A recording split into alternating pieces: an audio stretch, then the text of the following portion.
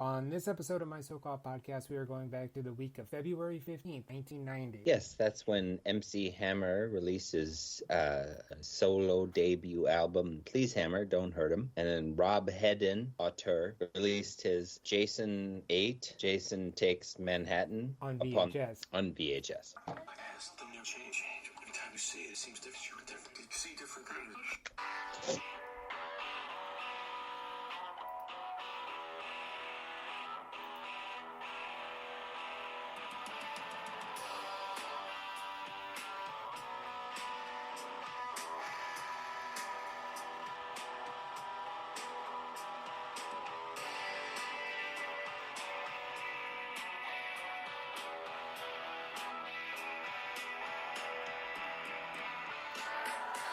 Welcome to my so-called podcast. I am Gary Linton. And I, as ever, am Eric Spiegel. That's right. You are Eric Spiegel. I am Gary Linton. This is my so-called podcast, the death rattle of my so-called podcast. We are talking...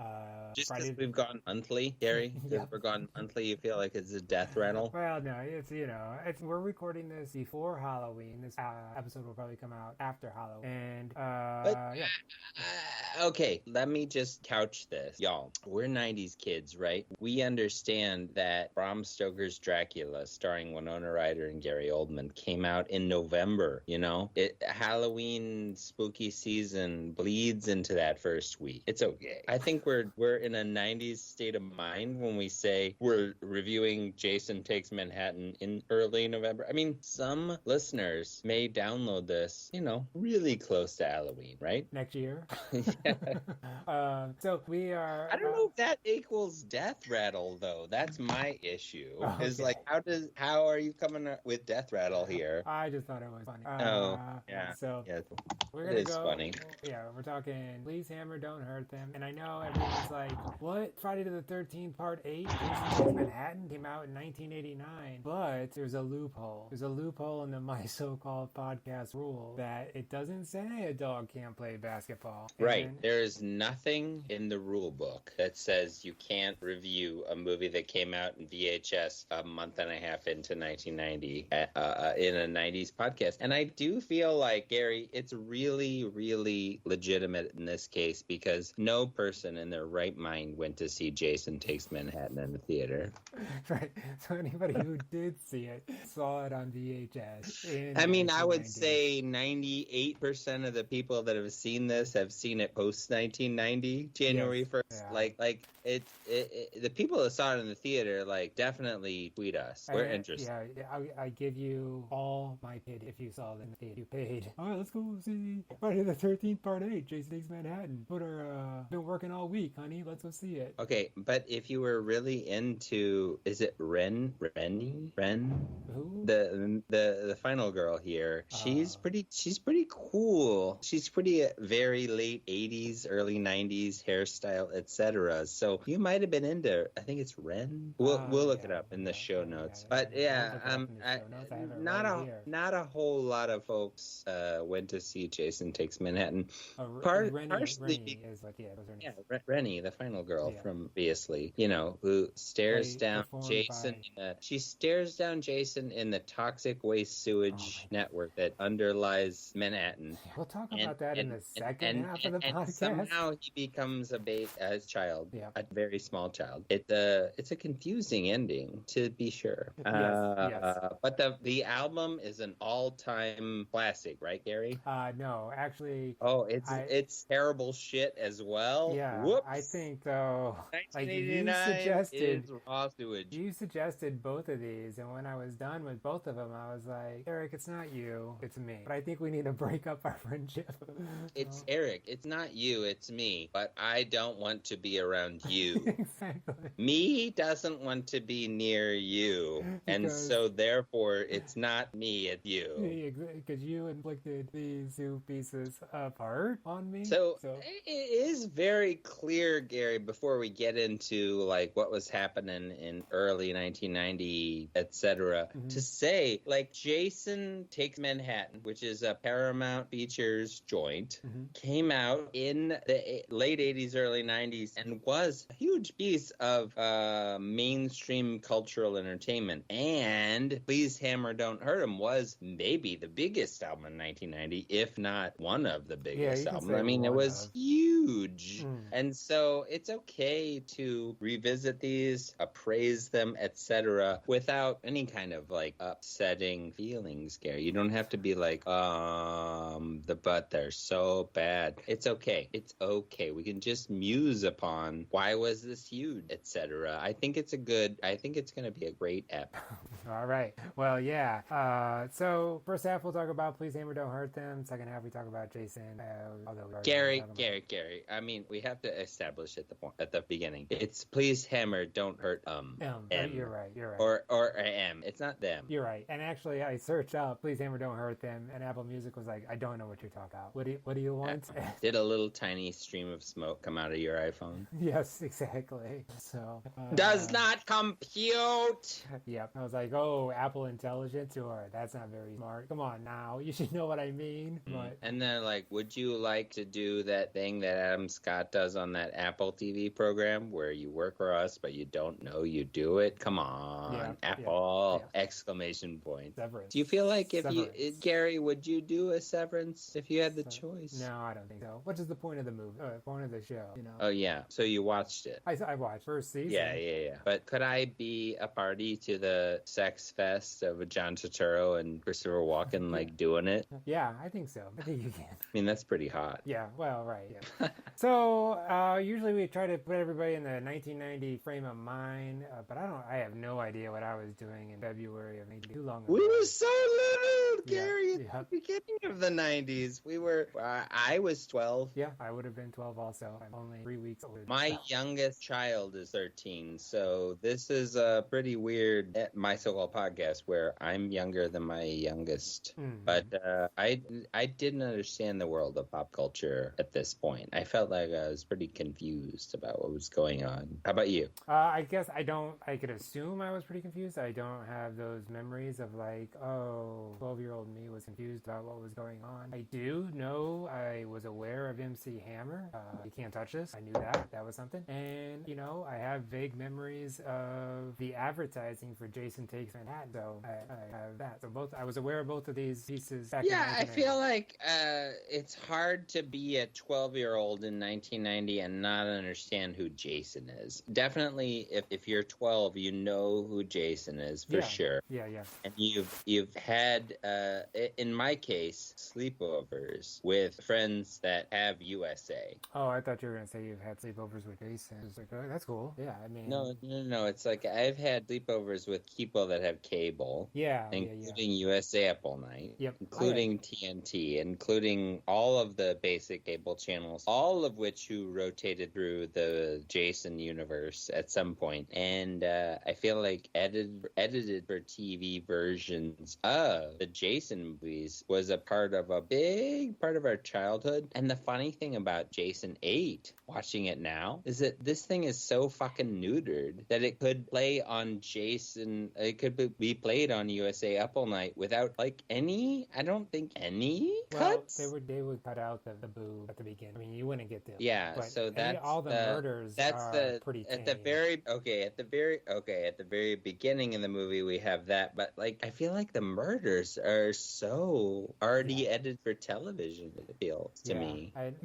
So again, we'll talk about that in the second half of the podcast. And so I guess do you want to do any Total Recall, or you want to just get into the top 10 albums? No, Gary, we're gonna do Total Recall. What is that? Explain that. So sometimes we used to do trivia because it allowed people to get into, I remember what was going on in this year, but then we got bored with trivia, so now we do Total Recall.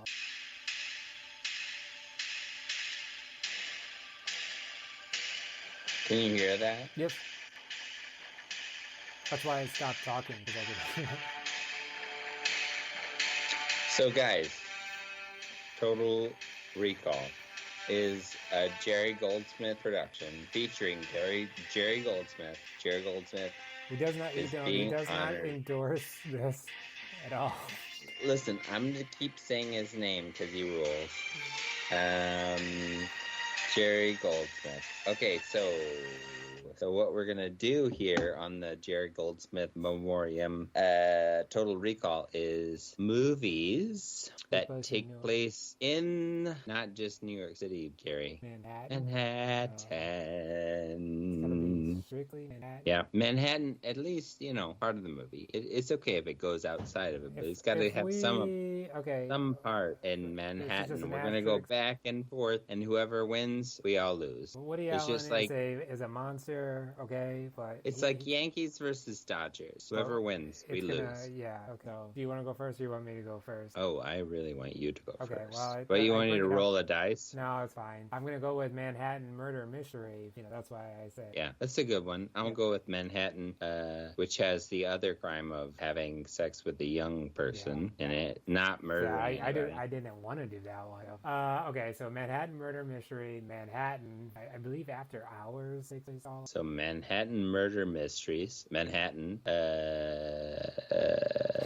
After Hours, and then shit, I can't remember what that movie is called. 9/11, starring Nicolas Cage. Okay. So Manhattan. September 11th. What is that called? I don't know. I don't know even which one you're talking about. It's a Nicolas Cage movie about September 11th. Right. I think it's called 9/11 or September 11th or something. It's Oliver Stone directed it. You don't know him? I think I do know that, but I don't know what it's called either. Okay, just call it 9/11. I guess it worked for this game. Okay, so Manhattan Murder Mystery, Manhattan After Hours, 9/11, and then Escape from. We're gonna call it Escape from New York City, Manhattan, because we're just making up names for movies now. Like you're saying 9/11. Okay. I'm gonna tell you what this movie is called. You son of a bitch. All right. It's called World Trade Center. I'm sorry. It's called World Trade Center. So Gary, you win. Yes, in your face. It was called World Trade Center. I thought it was called 9/11. It wasn't. Nope. It was called World Trade Center, and it was a sort of a disappointing movie, honestly. Like Oliver Stone, Nicolas Cage. Can we do better than this, guys? I gotta say, I was probably gonna do a lot more Scorsese. I was probably gonna do King of New York. There's so many Manhattan movies you could. I like that you. I do like that you got After Hours in there. Well, I believe is Teri Garr in After Hours? I think that's why that was on the top of my head. R.I.P. Teri Garr, and I think she was in After Hours. When did Teri Garr die? Today. Holy fucking shit, Gary! I didn't know this. Yeah. Okay, so yeah, that's a big bummer. She's great. Go watch Close Encounters of the First Kind. Go watch Young Frankenstein. But I'm pretty sure she's in After Hours, right? I think she has it. She's like the punk girl. Tootsie, man, she's so good in Tootsie. Where I first really fell in love with her was in Mr. Mom. It's not the best movie, but go watch it. It's great. The coziest movie ever made. Oh, Teri Garr died today. I don't like this. Yeah. So, I will give you. So we're gonna go ahead and move into the talking about Hammer Don't. Please Hammer Don't Hurt 'Em. And in order to do that, I'm going to talk about the songs that were on the radio the same week that this album came out. It was in One from the Heart. I think. 1985. After Hours. She played Julie. So there you go. After Mr. She is so good as the girlfriend that Dustin Hoffman does not deserve in Tootsie. She is amazing.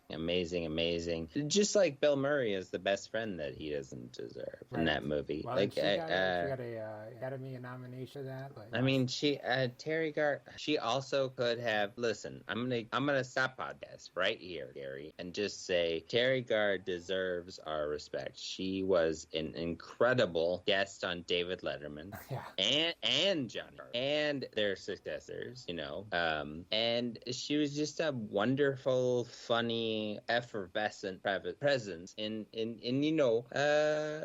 American cinema around a certain time where women are supposed to be a certain way, and and she really just was herself and so hilarious and so wonderful. And this is just making me so sad. Yeah, multiple sclerosis. Okay, I didn't mean to derail the podcast. I'm gonna go ahead and do.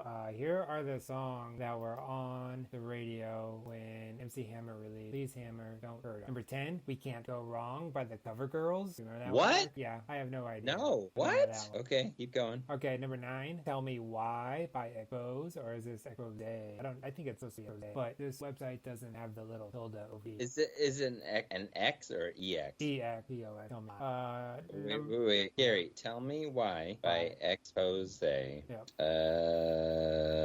Yeah, I don't know that song. Okay, and then We Can't Go Wrong by the Cover Girls that was the one. But again, like you said, we were 12 in 19. Sure, these are songs that we weren't as clued in. Yeah, neither of us know these songs at all. Yeah, and those are two bands that I don't even know. But number 8, we do know, Downtown Train by Rod the Bod Doer. If you see me tonight, Yep. So, and then also one downtown train. That's it. You got it. Number Every night. Number 7, All or Nothing by Milli Vanilli. Also, no 1990s significance at all to Milli Vanilli. No. Just keep moving. okay. Number 6, What Kind of Man Would I Be by Chicago. No, I'm gonna have to point out the weirdness of how we've come into Chicago-ness here. Like what is happening, Gary? Yep. Hey, they were big for a while. I don't know. I guess the Peter Cetera be with. I think so. I think he was probably. No, I don't think so. Oh, okay. Anyway, go ahead. Number 5, Janie's Got a Gun by Aerosmith. I know that one. Remember when Aerosmith was like, "We're relevant"? Yes,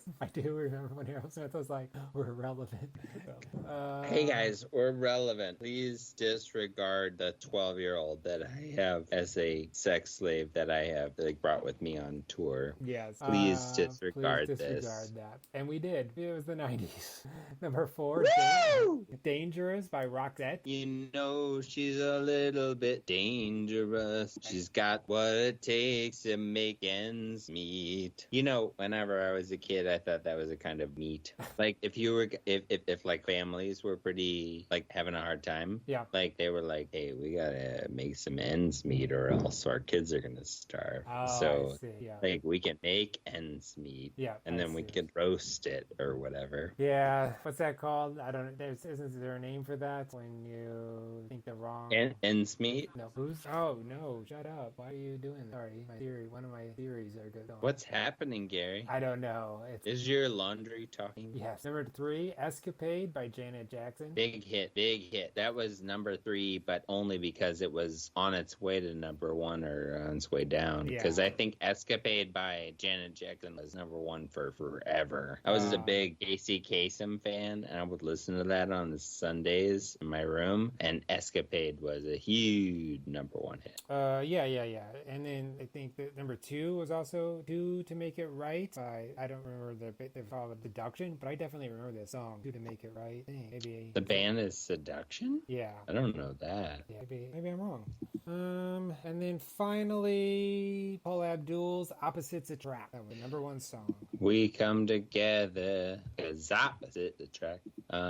Big video. I mean, they spent a ton on that video. I don't know if you watched it. Yeah, I saw that video. "Opposites Attract." That's something I saw. It had that cool cat in it. Yeah, MC Scat Cat. Come on. So, what do you think? Say his name, Eric. Say his name. So, you think he would be number 1 in this? MC Scat Cat would be number 1? No, I feel like, is that what you said? Opposite Attract was the number 1. Yes. So, yeah, there's no challenging that. There he is. Yep, yeah, he made it. Okay. And then he had a bit of a drug problem, and he fell out like of the music industry. MC Scat Cat. Last I heard, he was roommates with Droopy Dog, and they were, he was busking sidewalk. I mean, I feel like that's cool, except for Droopy Dog is kind of a problematic one because he's always like, "You'll never amount to anything." And it's always that tone of voice, which Yeah. I feel like is not cool. Droopy was the elevator operator in Who Framed Roger Rabbit, going up and goes real fast, and Eddie hits floor. Okay, let's talk about MC Hammer. That's his name, MC Hammer. Mick Hammer, the Irish artist Mick Hammer, talking about please Hammer, don't hurt him.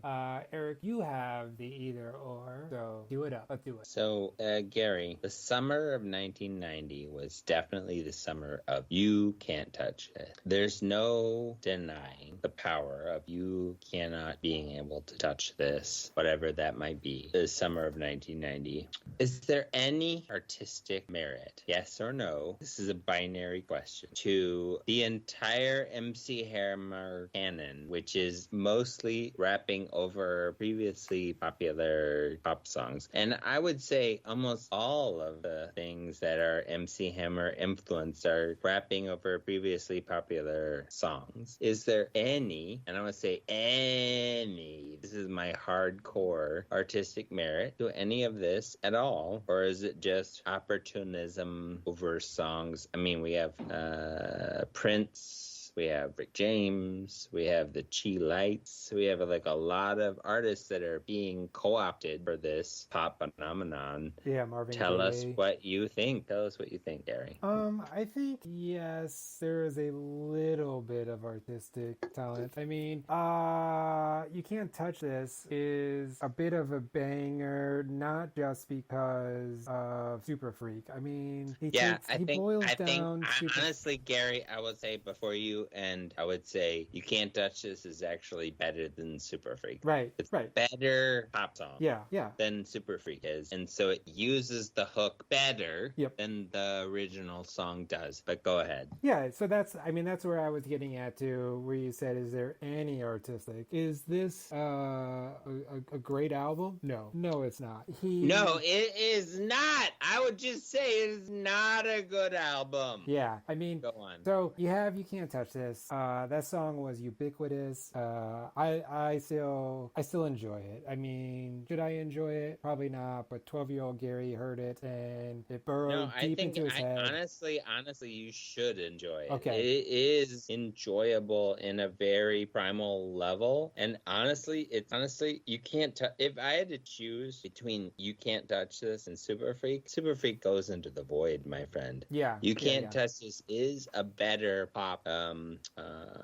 whatever. Yeah. It is than Super Freak. Super Freak is fine. Yeah. Super Freak is good, but You Can't Touch This really does improve upon the recipe in the sense that, like, you know, if we have to choose, I like that Super Freak exists, but if I have to choose between the two, there's actually no choice. Right. And then it starts out, so that's track 2, and then Here Comes the Hammer's the first one, which is really just a lesser You Can't Touch This. I felt like that was it's so bad. So bad, right? No, it's bad, but compared to the rest of it, I will take Here Comes the Hammer because it reminds me of You Can't Touch This enough that it's like, okay, this is fine. You see, like... Yeah. I mean, it's such an interesting conversation because You Can't Touch This was, like, in a lot of ways, a huge pop rap amalgamation of things that have all come together to really be, like, something that nobody's ever seen before. Right. But the rest of Please Hammer Don't Hurt Them is like a wet fart. Yeah, so I'm going to give Here Comes the Hammer a pass. I'll give it a pass. But then Gary, Your Sweetness is bad. That's trash. Sweetness! Crime Story, bad. She's Soft and Wet, bad. Black is Black is bad. Let's Go Deeper, bad. Work This, it actually is like, oh, okay, you ended on a stronger point. Work This is actually like, oh, that's okay. That's okay. Okay. And what do you think about Pray? Pray is alright just because of the Prince riff, you know? It's like, same with Help the Children. What about, it's like hearing Have you seen her? Have you seen her? Is also, that's fine too, because that's even more of kind of a straight cover. Okay, so if, let's say, out of 5 stars. Yeah, okay. 1 star is You Can't Touch This. Well, let's say 2 stars, You Can't Touch This. I mean, it's huge. It's a great song. Yep. You got 3 stars to go. How many of those can be covered by these shitty songs on this album? Oh, okay. So you're saying the album gets 2 stars because of You Can't Touch This. I mean, it really is one of the best pop rap songs I'm not ever made. It is you'd get like maybe, unassailably great. I think maybe a half a star for the rest of it then. Total. Yeah. Well, so right, yeah. So I mean we work on a 4-star system, so you're kind of causing some problems. 2.5. I think honestly we don't have to talk about this album anymore because it's trash, right? I mean, yeah. It's total trash. Yeah. It's not good. I mean, it's like the hip hop like vibe here is like we're gonna take songs like wholesale and try to rap over them. Well, and he takes the B kind of on those. I mean, it's not like Mercy. He's not using just Mercy, Mercy Me. He's just doing the one thing. It's like the thing that's good about the song. Yeah, right. Yeah. He's definitely taken the essence, but it doesn't work. I mean, so he tried something. He hit it out of the park. I mean, and we're gonna use some baseball analogies because MC Hammer was the bat boy for the Oakland Athletics. R.I.P. The Oakland Athletics no longer exist. So he hits it out. He hits a home run on You Can't Touch This, but Yo Sweetness is a strikeout. Work This. I mean, maybe Pray a single. is good. Maybe it's an error. Pray's a single. Work This is maybe a reach on base by an error. So I mean, it's just awful. It's just an awful album. Yeah. It's like if you were a kindergartner that bought this for $5 on cassette, you Can't Touch It. Right. But like you had to fast forward through so much terrible music to get to You Can't Touch It. No, you didn't. You had to just Here Comes the Hammer. You had to fast forward through to You Can't Touch This. So but if you were lost in the wilderness of side B, you'd be. But why would you even do that? You just rewind back to. I mean, that's what you do. So you wouldn't keep going on side B. You just rewind it back to side. You can't. Here Comes the Hammer. The thing with Here Comes the Hammer, it also has the oh. It's just I know, You but Can't it Touch sort of This. felt kind of embarrassing at that point. Like, Yeah. what are we doing here? And okay, I should talk a little bit about MC Hammer on the cover of this album. Please Hammer, Don't Hurt Him. He has a lot of jewelry on. Yeah, He has a watch and some rings and some glasses. Pretty stylish glasses. Yep. I feel like it's interesting that he's wearing spectacles. What's your thought about that? Maybe he needs them. But he's not wearing them in too legit. He's not too legit to wear glasses, Gary. Oh, right. So what's going on there? I don't know. Maybe. Because when he's wearing sweet bracelets and rings and shit and the glasses on Please Hammer Don't Hurt Him, he looks pretty cool. Yeah, Don't he you think? does. Yep. He does look pretty cool. Hammer looked pretty cool, don't you think? All right, and you're saying, hey, please, Hammer, don't hurt him. Which comes from, what song was that in? That was in Dancing Unclear. Machine, I think. Unclear. I think in Dancing Machine, there's the line, please, Hammer, don't hurt him. Which, it says that's a Jackson 5 riff, but I didn't care for that song. Oh, So the only song I like on this album is You Can't Touch It. You Can't Touch This. Right. The only one that I tolerate is Bray. The rest of it is really bad. So Okay. I would give it a 1.5 stars. I'm giving it 2 stars. 2 stars. I mean, I'm going to give it 2 stars too because Gary did. Don't give it 2 stars just because I gave it 2 stars. No, that's what happened. Okay. It does make sense. We both give it 2 stars. You guys, it's not a good album. You don't have to listen to it, All right, honestly. we're going to take a break. We're going to come back and we're going to talk about Friday the 13th, Part 8. Jason Takes Manhattan from director Rob Hedden. It's very good.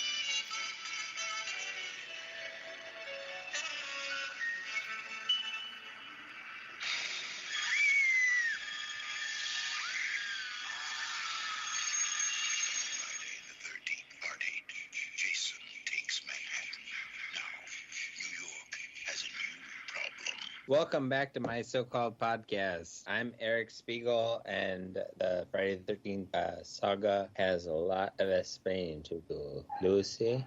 Yeah. So that was the trailer for my so-called or not the trailer for my so-called podcast. I'm so discombobulated. That was the trailer for Friday the 13th Part 8, Jason Takes Manhattan. We're going to talk about that in just a minute. Gary, it's a great. Well, all right then. Thanks for listening to another episode of my so-called podcast. You know how people talk about The Godfather and Citizen Kane and the new movie The Brutalist and perhaps There Will Be Blood as being American masterpieces?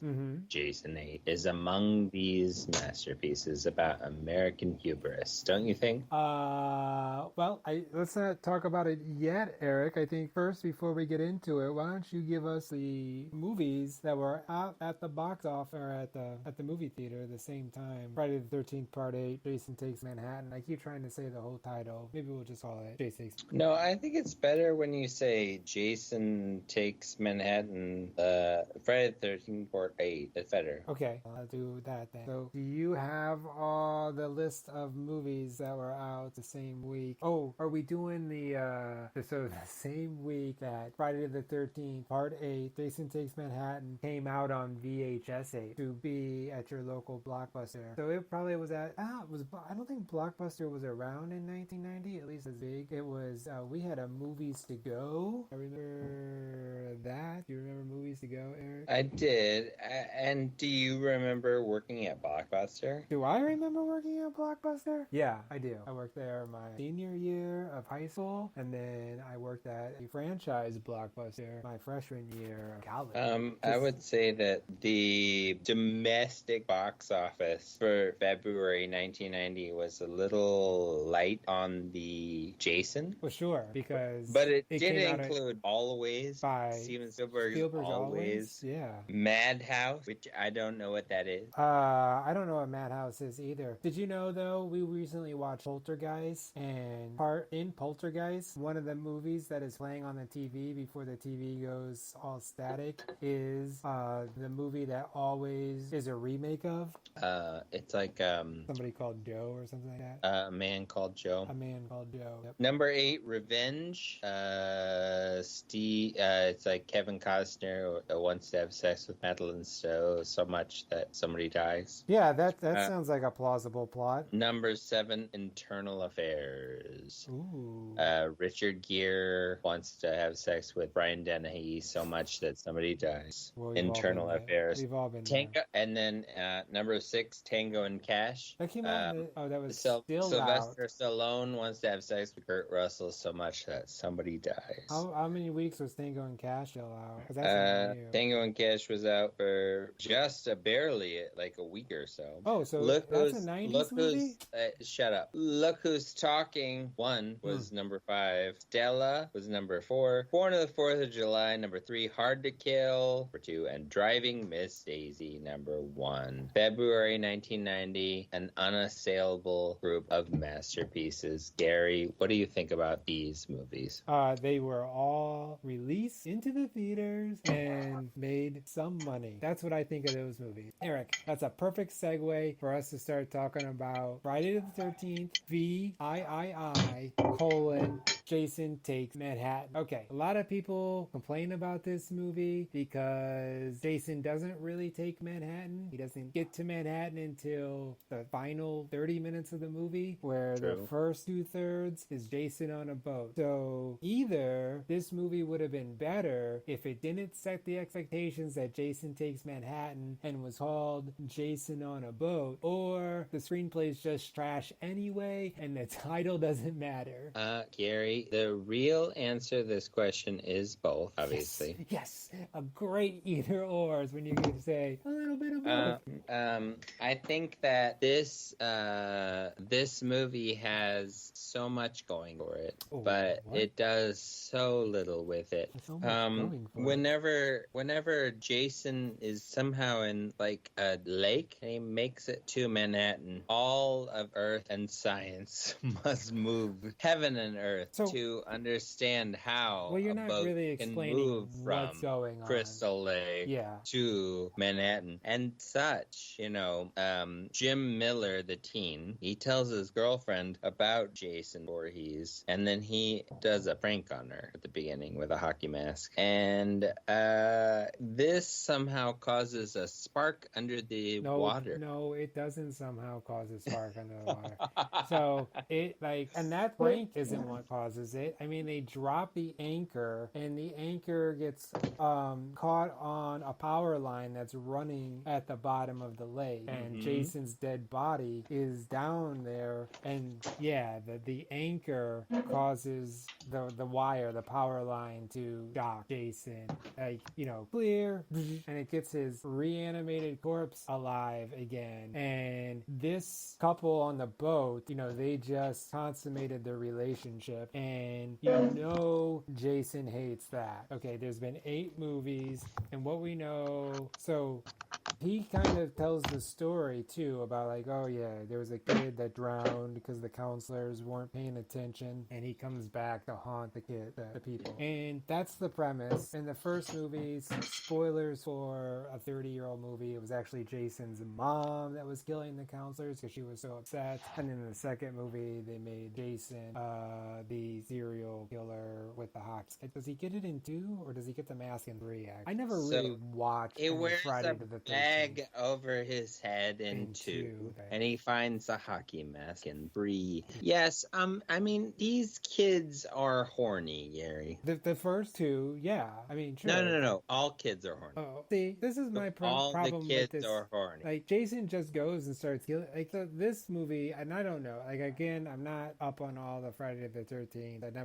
I watched 1 and 2, like you said, cut up. I don't think I've actually ever seen them not on cable, because I was I watched them. I don't need to watch, even though they were cut up and edited it out. So, they're very good. They're very good movies. Yeah, and but this Jason is just killing. He has no reason to kill. So yes, this Jason is 8 films in. He's just you know what? I'm going to Manhattan, and I'm going to kill. Now, Gary, there is definitely a Frog Boy Jason child man that is a part of this killing. Otherwise, why would there be a Frog Boy Jason child man like that would be seen by our final girl towards the end of the movie? Explain that to me. I can't explain that to you. Well, then stop being so sure of yourself about what all this means, because there's definitely a Frog Boy child towards the end of the movie. Yeah. We've been through New York. There's been a part where Jason punches a black man's head off. That happened, yeah. And, New York. Tell me about it. Yeah. So the movie starts, very first starts with, this is Jason Takes Manhattan, and we get a bunch of shots of Manhattan. We get a rat in a sewer, or it's a rat and then there's people taking drugs. It's New York is so foul in the minds of the filmmakers. It's rats are barely able to swim in anything but raw sewage or nuclear waste. This is what New York is made of in this film, is a radioactive green sludge barely human could withstand. So the graduating class in Crystal Lake is taking a cruise to New York. But why? Why are they doing that? Because they're on their way from Crystal Lake through the rivers of the New England byways to New York City, Gary, because that is what they do. Okay, yeah, I'm thinking about right. I mean, it's a huge plot hole that they're going from a lake to. Here, let me tell you the Wikipedia explanation.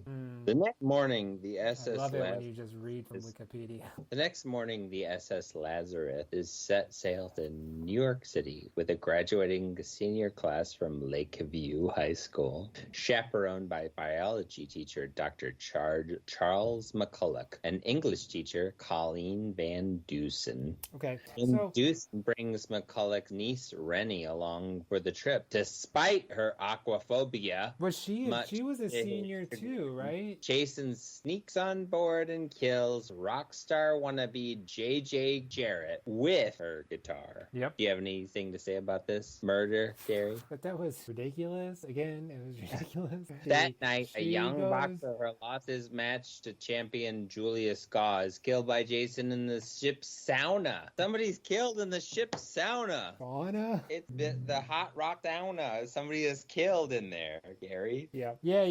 Jason just opens that up and kills that guy. I guess he like actually shoves the rock into him. Like I'm sure it would burn. And then that was It's like the rock is so hard and hot that he can just sort of pass it through his body. It's not very hard to do. These are two murders that happen, and they I guess the guy with the video camera does find the girl dead, but I don't think we ever come back to the boxer dead. Nobody cares about it. We don't that's the thing.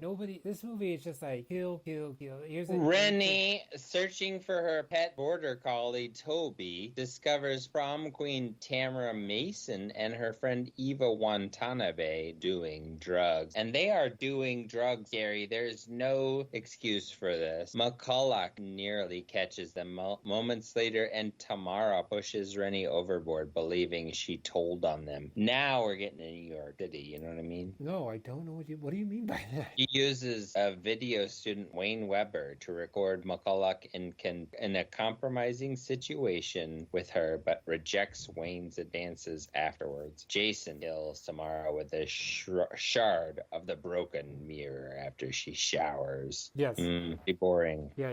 Again, so that was a whole thing where, okay, so that doesn't make sense either. So she's a senior, and the teacher's like, well, you owe me a report. Like, what? We graduated. We're the graduating class. This is our senior trip. Yeah, they've already reported. Yeah. So it's like, why does he need to do some homework? And he's also kind of like her foster father or something. Like, what's going on there? She's a Rennie. He's Rennie. uncle. But the one lady, or the one student, he's like, you owe me your biology project. And then she writes all over her body and gets like, what? Why does she attend? And she graduated. And then already? she's trying to have sex with him. Yeah. And then she doesn't want to. She films it, and it's kind of like, well, we got that taken care of. But then she dies, and it's like, oh, why did the movie even bother having that whole thing? I mean, I know why, so we can see her in her underwear. And, I'm not complaining, but it's what it was. It's just like, oh, dumb. Rennie sees visions of a young Jason in different forms throughout the ship. Jason kills Captain Robertson and his first mate. Rennie's boyfriend and Captain Robinson's son, Sean, discover them and tell the others before calling for an emergency. Right. So this is the fourth murder, and it's like, finally the people know Jason's on board, other than the French guy who was like, oh, Jason's on board, everybody. But it's like, nobody in this is like the death don't matter. Like, especially like the